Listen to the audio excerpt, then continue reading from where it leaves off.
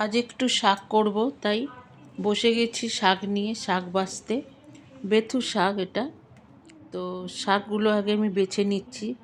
শাক তো খেতে ভালো লাগে, কিন্তু বাছতেই কষ্ট।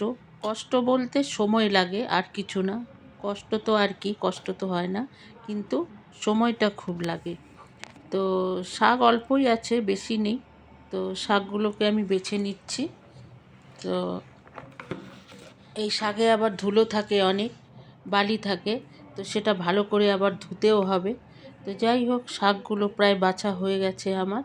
তারপরে আমি শাকগুলো ধুয়ে বসিয়ে দেবো। তো এখানে আমার আজকের রান্না বাঁধাকপির তরকারি। তো বাঁধাকপির তরকারি হয়ে গেছে, আর ওদিকে শাকটাও হয়ে গেছে। শাক ভালো করে ধুয়ে আমি বসিয়ে দিয়েছিলাম। তো একটু শাক খুব তাড়াতাড়ি হয়ে গেছে। তো এখানে বাঁধাকপিও হয়ে গেছে, আর এদিকে শাকও হয়ে গেছে।